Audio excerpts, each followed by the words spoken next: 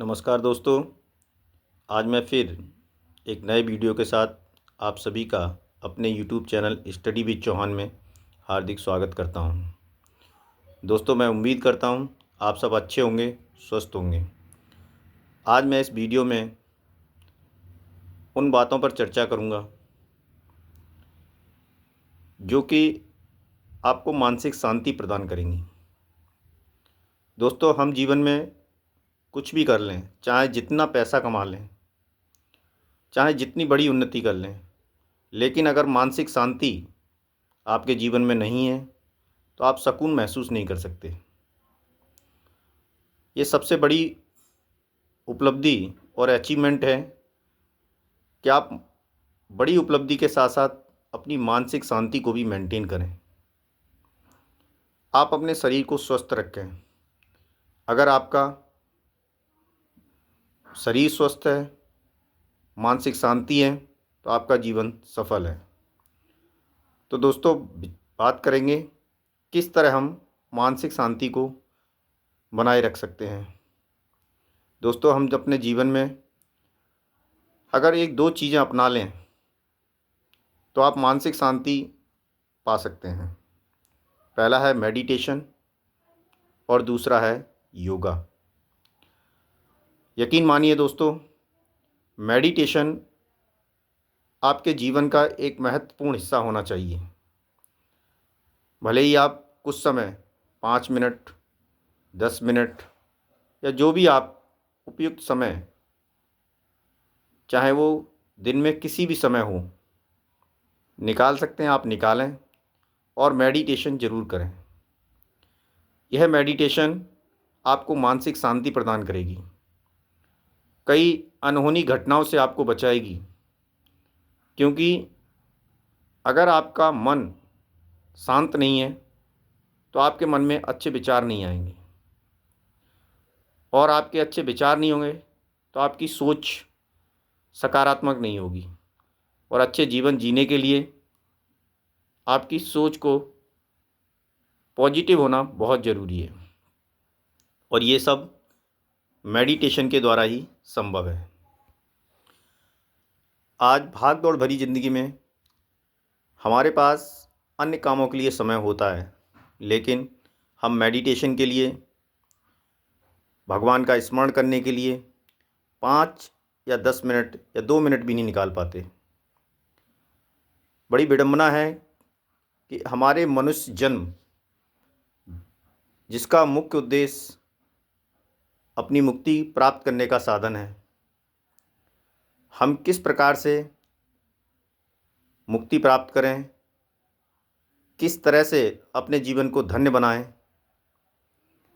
इसको हम भूल जाते हैं और अपनी इच्छाओं को इतना बढ़ा लेते हैं, अपनी को इतना बिजी कर लेते हैं कि हमें जो हमारा इस मानव शरीर धारण का मुख्य उद्देश्य है उसको हम भूल जाते हैं।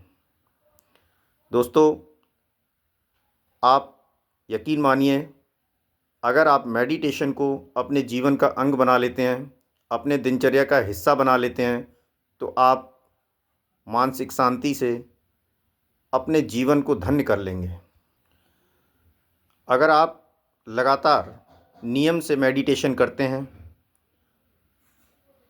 आप जिसको भी इष्ट मानते हैं, जिसमें आपकी श्रद्धा ज़्यादा है, आप नियमित तौर पर उसकी पूजा कीजिए, सुबह मेडिटेशन करें। आप देखेंगे, आप थोड़ी सी मेहनत करने पर भी आपको ऐसे रास्ते मिल रहे हैं जिसमें आप बहुत बड़ी उन्नति कर रहे हैं। मैं अगर अपनी बात करूं तो मुझे बचपन से ही पूजा पाठ में बहुत ही रुचि रही। मेडिटेशन करना, बड़ों का आदर करना, ये सब बातों में मैं बचपन से ही बड़ा ही इंटरेस्ट लेता था, और भगवान ने मुझे थोड़ी सी कम मेहनत या मेरे अच्छे विचारों के कारण ही मुझे एक अच्छा रास्ता दिखाया और मैं बहुत आगे तक पहुंचा। जो भी ये मेरा वीडियो देख रहे हैं, मैं सभी से निवेदन करूंगा कि आप अपने दिनचर्या को, अपने नित्य कर्मों से निवृत्त होकर अपने जो भी काम करते हैं उस काम को शुरू करने से पहले फर्स्ट आपका मेडिटेशन होना चाहिए। आप देखें, अगर आप कल से ही ये शुरुआत करते हैं, पहले आप मेडिटेशन करें, फिर अपने जो भी कार्य करते हैं, चाहे आप बिजनेस कर रहे हैं, आप सर्विस कर रहे हैं, आप खेतीबाड़ी कर रहे हैं, कोई दुकान चला रहे हैं, या जो भी कार्य आप कर रहे हैं, सबसे पहले आप मेडिटेशन करिए और उसके बाद उस कार्य को शुरुआत करें। आप देखेंगे एक नया चमत्कार हो जाएगा। उस कार्य में आप उन्नति करेंगे, दिन दूनी रात चौगुनी उन्नति करेंगे। निश्चित तौर पर आप यकीन मानिए और ये आप कल से ही शुरू कीजिए, आपके जीवन में चमत्कार हो जाएगा। एक देखिए, जीवन बहुत ही कम है, पता नहीं हमारी ये सांसें कब थम जाएं, और अंत समय पर हमें केवल हमारे कर्म और हमें भगवान ही याद आते हैं, और वही हमें स्वर्ग या नरक ले जाते हैं। तो दोस्तों, मैं उम्मीद करता हूँ कि आप मेरी इन बातों को अमल में लाएंगे और मेडिटेशन को अपनी दिनचर्या का हिस्सा बनाएंगे। दूसरा दोस्तों, योगा। एक मेडिटेशन और एक योगा दोनों को आप दिनचर्या का हिस्सा बनाएं। ऐसी कोई भी बीमारी नहीं जो आप योगा से ठीक नहीं कर सकते। एक अकाल मृत्यु या महामारी जैसी स्थिति को छोड़कर आप सारी बीमारियों को योगा से ठीक कर सकते हैं। अगर आपके पास अधिक समय नहीं है तो मैं आपको 2 योगा के लिए रिकमेंड करूँगा। आप डेली कपालभाति और अनुलोम विलोम, ये 2 योगा को आप करें। आपके पास जितना समय है, आपके पास 10 मिनट का समय है तो आप 5 मिनट कपालभाति और 5 मिनट अनुलोम विलोम करें। इसको आप बढ़ाएं और अपने शरीर के लिए, अपने स्वास्थ्य के लिए कुछ समय ज़रूर दें। आपके पास शुरुआत में 10 मिनट, 15 मिनट, 20 मिनट, आप आधा घंटे तक योगा को ज़रूर समय दें, क्योंकि हमारे शरीर के स्वस्थ हो रहने से बढ़कर हमारे लिए कुछ भी नहीं है। आज भाग दौड़ भरी ज़िंदगी, प्रदूषण, खान पान में बदलाव, जिस प्योरिटी के साथ इस हमारी बॉडी को मिनरल्स, प्रोटीन, विटामिन्स मिलना चाहिए, उस हिसाब से नहीं मिल पा रहे हैं। इस मिलावट के दौर में आपने देखा होगा बाज़ार में जो चीज़ें बिक रही हैं, कुछ लोग पैसे कमाने की होड़ में इतनी बेकार क्वालिटी के प्रोडक्ट बेच रहे हैं, उन्हें बिल्कुल भी चिंता नहीं कि हम क्या मानव जाति के साथ कर रहे हैं, क्या दूसरे मनुष्य को ये फ़ायदा या नुकसान पहुंचाएंगे। कोई मतलब नहीं है, बस उन्हें पैसा चाहिए। इस पैसे की होड़ में एक दूसरे की जान लेने पे तुला हुआ है। तो दोस्तों, मैं कहना चाहूँगा कि आप योगा, आप नित्य अपने शरीर के लिए आधा घंटा ज़रूर निकालें। आप मॉर्निंग वॉक करें, घूमने जाएं, अनुलोम विलोम और कपालभाति अगर आप ज़्यादा समय नहीं है तो आप ये सिंपल योगा हैं, दोनों को आप अपने जीवन का हिस्सा बनाएं और बीमारियों से मुक्त हों।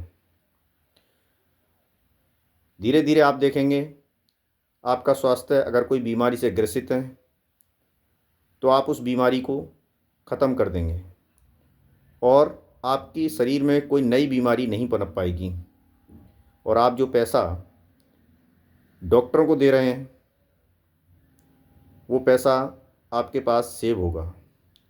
निश्चित तौर पर आप उस पैसे का सदुपयोग कर पाएंगे, और आप यकीन मानिए जितनी भी एलोपैथी की दवाइयाँ हैं, आप लगातार अगर आपने एक बार लेना शुरू कर दिया तो ये आपके शरीर में घर बना लेंगी।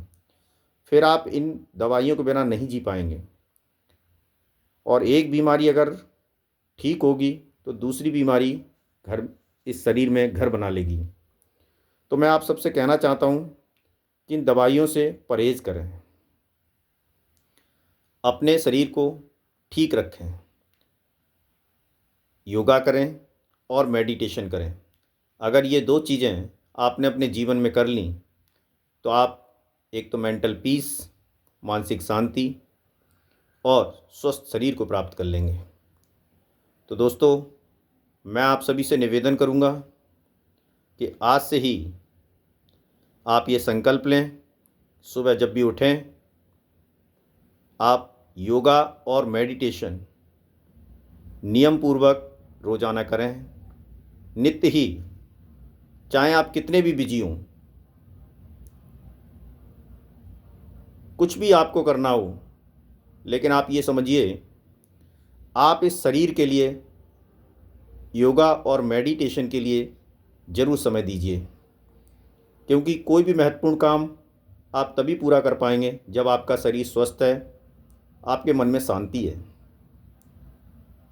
नहीं तो आप बीमार या अन्य तरह के आपके नकारात्मक विचार दिमाग में आते रहेंगे और आप जीवन में एक अच्छी और खुशहाल ज़िंदगी नहीं जी पाएंगे। मैं उम्मीद करता हूँ और ये भगवान से प्रार्थना करता हूँ कि आप सब योगा और मेडिटेशन को आप जगह दें, नियम पूर्वक रोज़ाना अपनी दिनचर्या का हिस्सा बनाएं और स्वस्थ रहें, मस्त रहें और हमेशा शांतिपूर्वक अपने जीवन को अच्छा और खुशहाल बनाएं।